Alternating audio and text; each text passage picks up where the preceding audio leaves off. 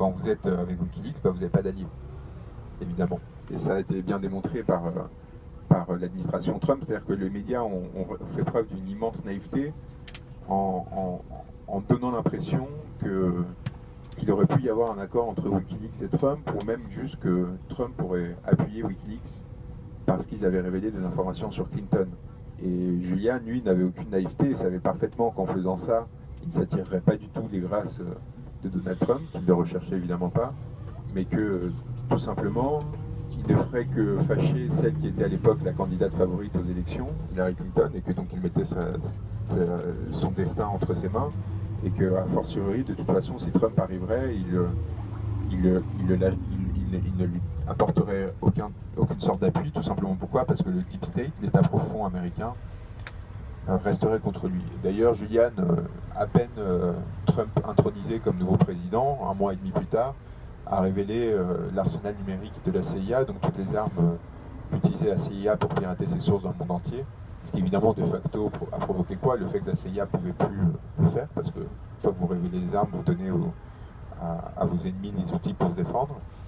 Et donc évidemment, dans la foulée, et la CIA a dit que Wikileaks était un grave danger pour les États-Unis, le directeur de la CIA, le ministre de la Justice a dit que l'arrestation d'Assange était une priorité, etc. Donc Julian ne s'est jamais compromis à qui que ce soit. C'est quand même sa force. L'autre force, c'est qu'il n'a jamais publié un moindre document faux, une moindre information qui soit fausse. Je vous mets au défi de trouver un quelconque média qui a réussi à faire la même chose. Et si on rajoute que Wikileaks a publié des dizaines de millions de documents secrets, qui tous étaient vrais, enfin, on se rend compte de l'immensité du travail qu'il a fait. C'est ce qui explique beaucoup de jalousie et de haine de la part d'un certain nombre de journalistes et de rédactions qui ne supportent pas sa radicalité et sa liberté. Le fait qu'il ait réussi à effectuer ce travail et à se défaire de toutes les contraintes qui s'appliquent eux-mêmes au quotidien, toutes les petites censures, autocensures, voire grandes censures qu'ils acceptent pour ne pas se compromettre auprès de leurs sources, pour garder une capacité à sortir des informations et donc à faire leur travail. Wikileaks, grâce à la plateforme anonymisée qu'ils ont, est en mesure de s'inféoder à qui que ce soit, et en quelque sorte, l'appui que avait donné à Wikileaks l'Équateur était miraculeux, parce que comme c'est pas un État qui pesait lourdement sur les relations internationales, c'était une façon assez neutre, c'était comme un terrain neutre en fait, en quelque sorte, qui lui permettait vraiment à Julian de s'attaquer à toutes les puissances mondiales sans grande difficulté. C'est pour ça qu'il a révélé des informations sur le régime de Bachar al-Assad, qui était le grand allié des Russes, de l'Arabie Saoudite, qui était le grand allié des États-Unis, et ainsi de suite. C'est-à-dire une vraie capacité à l'émancipation. Après, il y a un dernier point, une grande incompréhension sur Julian Assange. On lui a beaucoup reproché de se concentrer sur le camp occidental. Alors tout d'abord, évidemment, culturellement, c'est plus facile quand vous êtes entouré de personnes qui sont anglophones ou appartiennent à la sphère anglophone, de publier des documents en anglais que des documents en chinois ou en russe ou même en arabe. Donc il y a cette contrainte systémique qui fait que pour vérifier les documents, leur véracité, leur intégrité et leur intérêt, vous travaillez sur les zones qui vous sont proches. Mais d'autre part, Julian, c'est avant tout un dissident du camp occidental en fait, et surtout un dissident de ce que lui qualifierait d'empire américain. C'est-à-dire c'est quelqu'un qui est un sujet australien, qui a découvert très tôt qu'en tant que citoyen australien, sa souveraineté était relativement limitée. C'est-à-dire qu'il y avait tout un pan de décisions dans les domaines économiques, évidemment des relations internationales et autres, sur lesquels le gouvernement australien avait peu prise, parce qu'il était obligé de s'aligner sur les intérêts des États-Unis. Et Julian est en dissidence et en rupture par rapport à ce modèle, et en fait il a donc très tôt subi la contrainte du pouvoir américain. Il a bien compris quelque part qu'il était un sujet de cet empire américain, c'est-à-dire quelque part un citoyen de seconde zone. Et donc s'attaquer aux abus des États-Unis, c'est en quelque sorte justement entrer en dissidence dans son espace politique et essayer de le corriger pour l'améliorer.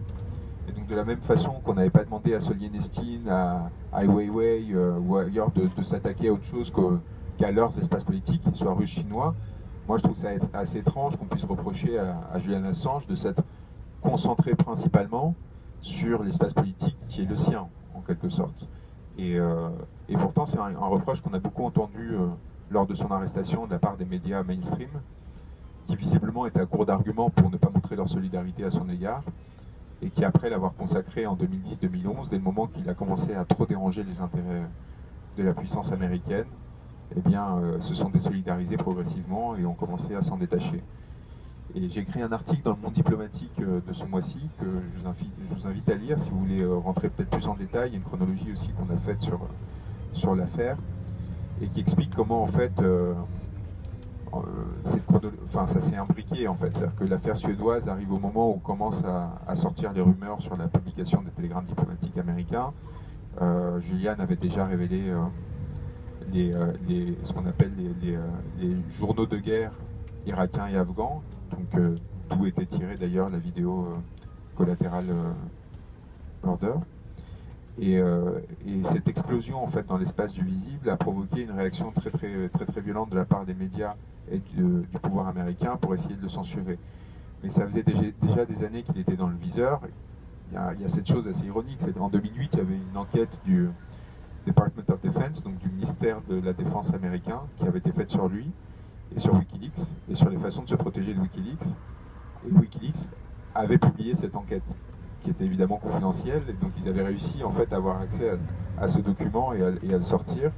Mais ils avaient aussi fait énormément de travail, notamment sur les banques islandaises, sur l'oligarchie kenyane. Ils avaient réussi à faire basculer une élection au Kenya en révélant la corruption du candidat favori. Ils avaient déjà en fait eu un impact très important qui serait évidemment démultiplié par les télégrammes diplomatiques américains, la publication des quasi 250 000 télégrammes diplomatiques américains et des journaux de guerre afghans et irakiens. S'en est suivi évidemment une d'énormes perturbations suite à son arrestation, suite à cette affaire et sa mise sous résidence surveillée. Surtout, ils ont détruit en fait Wikileaks pendant cette période, le système de réception de documents. Ils s'attendaient vraiment à ce que Wikileaks ne puisse plus réexister. Alors non seulement Julian a réussi à reconstruire très patiemment le site internet et le mécanisme qui vous permet d'envoyer des documents de façon anonyme à la plateforme, mais en plus il a donné naissance à beaucoup d'enfants, beaucoup de plateformes dont vous avez entendu parler, les consortiums internationaux de journalistes qui ont fait les Panama Leaks, les Panama Papers, etc. Alors il y a quand même une différence fondamentale, c'est que dans ces consortiums, il y a un certain nombre de journalistes, quelques dizaines, qui décident de ce qui doit être rendu public ou pas. Et donc il y a des centaines de milliers de documents, parfois des millions de documents qui ne sont jamais accessibles au grand public. Et moi, d'expérience personnelle, j'ai découvert les limites de ce modèle-là, et du coup ça m'a renforcé dans la conviction que le modèle de Wikileaks était justifié. C'était au moment des Macron Leaks. Donc les Macron Leaks, vous vous souvenez, ça vient pas de Wikileaks au départ, c'est quelque chose qui est dumpé, comme on dit, sur 4chan à la veille du second tour, pour probablement essayer de déstabiliser, faire une opération politique pour essayer de déstabiliser Macron et lui montrer que ses ennemis étaient au courant d'un certain nombre de choses. On ne sait pas trop ce qui s'est passé, qu'importe. Wikileaks voit ces documents et décide de commencer à les trier, et décide de commencer à voir ce qui est vrai, ce qui est faux, et finit par les mettre en ligne en juillet 2017, un peu plus tard. Et ces Macron Leaks, au début, quand ils sont mis en ligne et accessibles à chacun, alors que jusqu'alors ils étaient juste visibles par des personnes qui avaient une capacité technique à traiter des grandes larges de données, bah, les journalistes se précipitent dessus et disent « Oh, il n'y a pas beaucoup de scoop, en fait, c'est pas si important, etc. » Sauf que la force de Wikileaks, c'est pas seulement d'être une machine à scoop, mais aussi d'être une bibliothèque des appareils de pouvoir, c'est-à-dire quelque chose qui va permettre de recenser la façon dont fonctionnent les appareils de pouvoir et comment fonctionnent les hommes de pouvoir entre eux, et du coup, en fait, vous permettre d'avoir des archives comme ça qui, sur le long terme, permettent de comprendre des décisions, y compris des années après. Et la force des Macron Leaks, en fait, on s'en est rendu compte au fur et à mesure, c'est au fur et à mesure qu'apparaissaient de nouveaux personnages dans la Macronie, dont on n'avait pas entendu parler au départ, ben, on pouvait se référer aux Macron Leaks pour se rendre compte quel était le parcours et d'où il venait. Parmi eux, un certain Alexandre Benalla. Les Macron Leaks ont été essentiels pour comprendre quel rôle a joué Benalla pendant la campagne, auprès de Macron et autres. Mais aussi tout simplement la taxe carburant, pardon.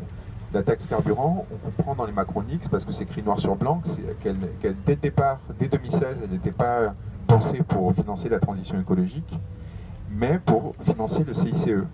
Alors c'est évidemment pas du tout la même chose de taxer le carburant le diesel pour financer l'écologie, comme on a essayé de nous le faire croire, que pour financer en gros des allègements de charges qui vont bénéficier à quelques milliers d'actionnaires. vous avez d'un côté une idée qui peut sembler vertueuse, qui sert vraiment à lutter contre les dégâts écologiques, et de l'autre, un pur transfert de ressources de 60 millions de Français, 67 millions de Français, vers quelques milliers d'entre eux qui sont déjà les plus favorisés. En gros, une arnaque. Et dans les Macronix, on découvre que c'était pour ça, et que le conseiller fiscal de Macron, qui est encore à l'Élysée, expliquait à Alexis Kohler, la main droite de Macron, qu'il raconterait des histoires aux Français pour faire passer la pilule. Et il y a vraiment écrit noir sur blanc, on racontera des histoires. Et donc voilà, donc typiquement, ça permet, les Macronix ont permis des mois plus tard de comprendre un épisode qui aujourd'hui est devenu majeur de l'histoire de France, c'est-à-dire qu'est-ce qui était à l'origine des Gilets jaunes, tout simplement. Parce que c'est évidemment cette taxe qui a provoqué donc quelque chose qui aurait pu sembler assez anecdotique. On a fini par découvrir a posteriori quelles étaient ses origines.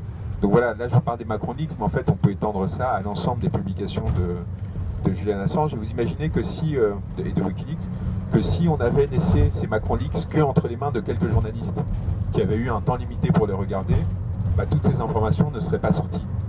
Ou seraient sorties bien plus tard, ou, parce que les journalistes de toute façon n'ont pas les moyens, aujourd'hui les rédactions n'ont plus les moyens de traiter des dizaines de milliers de documents comme ça d'affilée. D'ailleurs sur la taxe carburant, c'est moi qui l'ai trouvé en décembre 2018, donc assez tard quand même. Bien après le mouvement Gilets jaunes, en faisant des recherches pour compléter Crépuscule justement. Le jour de Noël, j'étais en train de, par hasard, je tombe sur cet échange de mails et je sors l'info. Et aucun journaliste ne l'avait identifié jusqu'alors, alors que c'était encore rendu public. Donc ça permet en fait aux citoyens eux-mêmes de s'impliquer et de chercher de l'information et de les saisir. Donc pour moi c'est un modèle qui a énormément de valeur. Évidemment ça a un coût, notamment en termes de vie privée.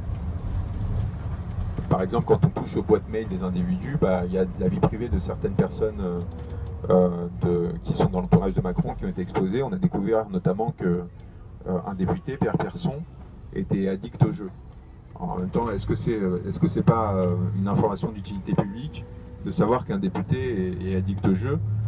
Il ne s'agit pas de juger ou pas, mais je pense que c'est des informations qu'en tant que citoyen, on peut être content de connaître et qui seraient aussi pas sorties.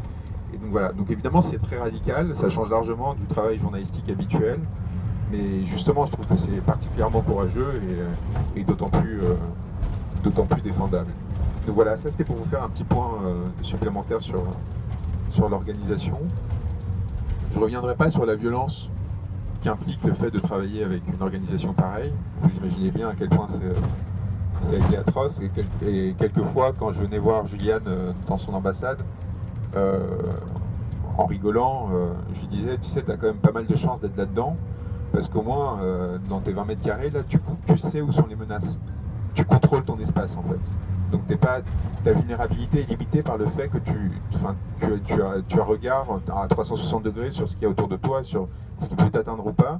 Nous, dans le grand monde dehors, en fait, et c'était vrai, on est beaucoup plus vulnérable, c'est-à-dire qu'à n'importe quel moment, quelque chose peut nous tomber dessus, et on ne sait pas de où ça peut venir, et chaque nouvelle interaction que l'on a, contrôlée ou non, peut avoir pour visée de nous manipuler, de nous instrumentaliser, de nous faire sortir des informations, pour tout simplement de nous sacrifier. Et évidemment, c'était à la fois sur le ton de la blague, pour le réconforter un peu, et en même temps, ça avait un fond de vérité. Et encore une fois, la violence qu'ont subi certains de ses proches est là pour en témoigner. Donc voilà, encore une fois, je suis très touché qu'on vienne rendre hommage au courage de cet homme, qui est quand même aujourd'hui dans une prison de haute sécurité. Hein. Souvenons-nous-en, on sera devant le tribunal, il y aura beaucoup de médias, il y aura ses proches, il y aura ses avocats, il y aura les juges. Donc ce sera extrêmement important socialement de le faire. Et ce sera important pour lui de savoir qu'il y aura eu du monde autour du tribunal pour le soutenir. Mais lui sera là dans cette prison